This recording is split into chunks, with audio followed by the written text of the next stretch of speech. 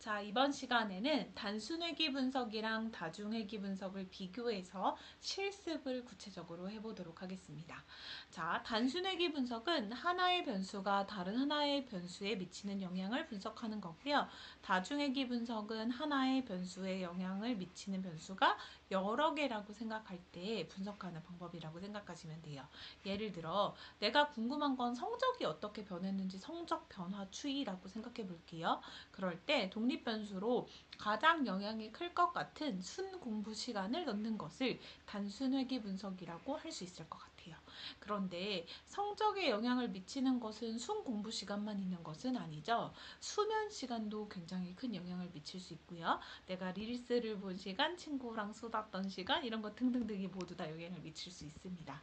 그래서 하나의 변수를 설명할 때 이유가 그 원인이 되는 것이 여러 개가 있다고 생각하면 다중회귀 분석을 하시는 게 좋아요. 자, 사실 근데 일상생활에서는 하나당 하나가 대응하는 경우보다 하나에 여러 가지 이유가 있는 경우가 많죠. 그래서 단순회귀 분석에서 출발해서 여러분이 다중회귀 분석까지 익숙해지도록 연습을 하시는 게 중요합니다. 실제로 뒤에 있는 내용을 자세하게 읽는 것보다 실습 화면을 보여드리면서 설명해 드리는 게 여러분한테 유의미할 것 같아서 바로 실습 자료로 넘어가도록 하겠습니다. 자, 아까 보셨던 오렌지 분석으로 다시 넘어가 볼게요. 자, 여기서 우리 한국의 GDP랑 오렌지 수입액 두 가지를 비교해 봤을 때 궁금한 건 오렌지 수입액이 어떻게 변화했느냐 하는 겁니다. 다시 말하면 오렌지 수입액을 종속 변수로 생각하시면 되고요. 즉 Y축에 넣으시면 되고요. 그거에 영향을 미치는 요인은 한국의 GDP일 거야 라고 생각하는 거. 그래서 요걸 X축에 넣으시면 됩니다. 자, 분석하시는 방법은 어렵지 않아요. 컴퓨터가 알아서 해줍니다.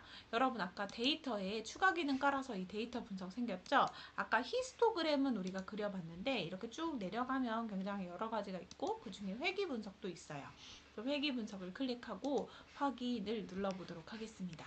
이때 Y축 입력 범위를 입력하라고 했는데 Y축이 오렌지 수입액이 궁금한 거였죠? 그래서 오렌지 수입액 처음을 클릭하고 마지막을 클릭하고 넣고 그 다음에 X축 입력 범위에 한국의 GDP 처음을 클릭하고 마지막을 클릭하고 넣고 그 다음에 이름표를 체크하는 이유는요. 우리가 요거 제목을 체크했기 때문이거든요. 이 제목을 체크할 거면 여기 이름표에 꼭 체크해 주셔야 하고요.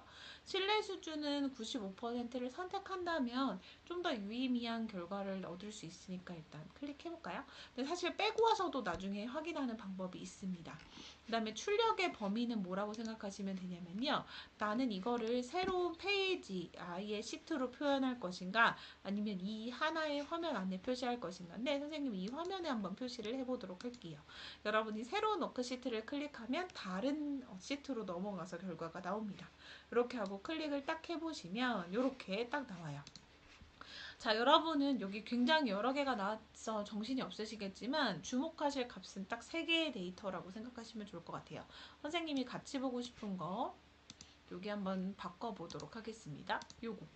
요거요. 결정계수랑 그 다음에 한국 GDP의 계수 요거랑 그 다음에 P값 중에서도요. 이 한국 GDP에 해당하는 P값 요거에 주목해 보도록 하겠습니다. 요거 3개만 딱 주목해서 볼게요. 자, 일단 결정계수를 보는 방법은 뭐냐면요. 1에 가까우면 가까울수록 설명을 잘한다고 했어요. 실제 생활을. 지금 0.59라는 얘기는 실제 생활의 59% 정도를 이 모델이 설명하는구나 라는 걸 의미해요. 그러니까 완벽한 설명은 아니고 59% 정도 설명하니까 약간 유의미하긴 하네 이 정도라고 생각하면 좋을 것 같습니다. 근데 이거는 절대적인 수치가 정해져 있는 것은 아니고요. 단순회귀 분석보다 다중회귀 분석을 했을 때 이 값이 점점 커진다면 유의미한 결과를 내가 찾아내고 있구나 라고 생각하시면 좋을 것 같아요. 그 다음에 한국의 GDP의 개수를 보면 여기 111.681이라고 나오는 거 보이시죠? 여러분 기억하세요? 아까 삼포도 그렸을 때 우리 추세선 그렸던 거 기억하시죠? 그 추세선 그렸을 때 그 추세 각을 나타내라고 했더니 개수가 요거였어요. 기억하시죠? 다시 말하면 기울기라고 생각하시면 됩니다.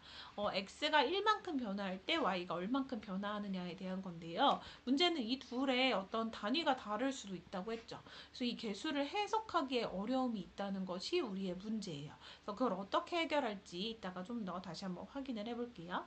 그 다음에 여기 P값 보시면 9.3에 2에 마이너스 0.6이라고 되어 있죠. 되게 복잡하게 써 있는데 이게 어떤 의미냐면요. 이거는 소수점 아래의 숫자이긴 한데 이 2에 마이너스 0.06이 무슨 뜻이냐면 소수점 아래 6자리에 첫 번째 0 아닌 숫자가 나타난다 라는 뜻이에요. 다시 말하면 이건 0.00000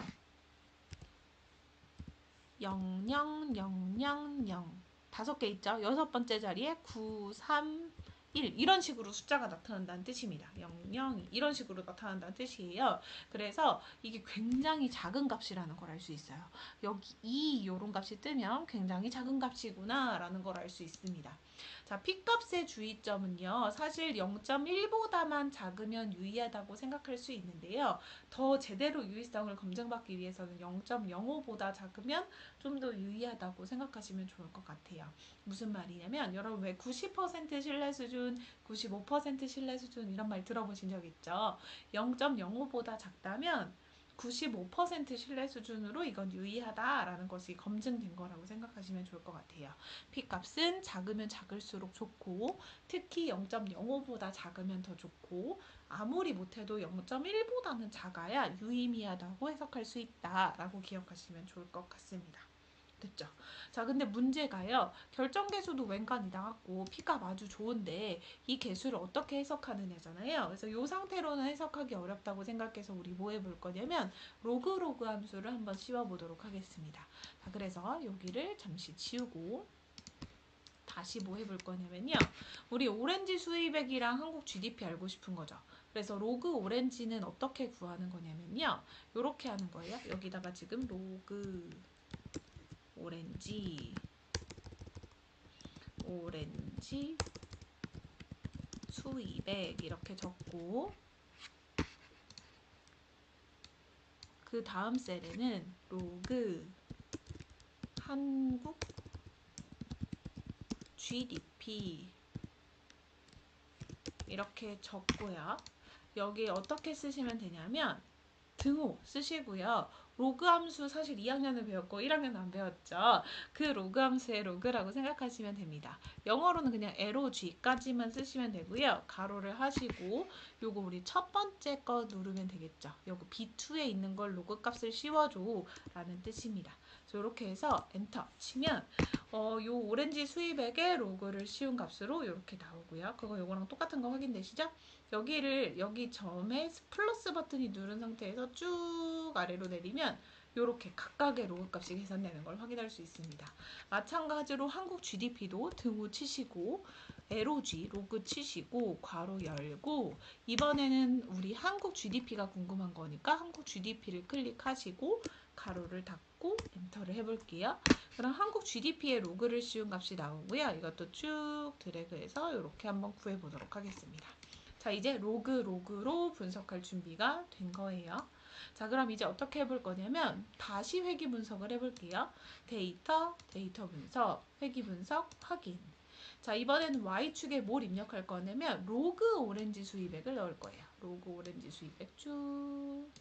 그 다음에 넣고 그 다음에 X축에는 로그 한국 GDP 잠깐만요. 로그 한국 GDP 쭉 넣고 이렇게 넣고요. 그 다음에 이름표 됐고 출력 범위 바꿔볼게요. 출력 범위는 이번에는 여기다 넣어달라고 할까요? 해서 확인. 그럼 나왔죠. 아까랑 어떻게 상황이 달라졌나 봅시다. 일단 결정계수가 더 높아졌네요.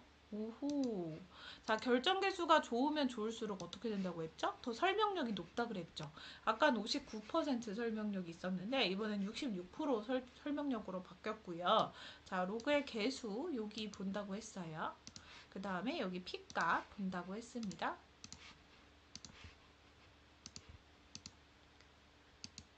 그러면 일단 결정계수 확실히 좋아졌구나 라는 거 확인하시면 되고, 두 번째로 이 계수의 의미를 생각하면 어떻게 해석하시면 되냐면, 이번에는 양쪽이 다 로그로그를 씌운 상태라면 한국의 GDP가 1% 높아질 때마다 오렌지 수입액은 1.25397%씩 증가한다 라고 생각하시면 돼요. 그러면 한국의 GDP가 변화하는 속도에 비해서 오렌지 수입액이 변화하는 속도가 조금 더 큰 거구나 라고 예상할 수 있는 거죠. 그래서 드디어 이제 비교가 편리해졌습니다. 그 다음에 P값은요, 이게 유의미한가인데요. 그럼 이 개수를 제대로 이렇게 해석해도 되겠는가인데요.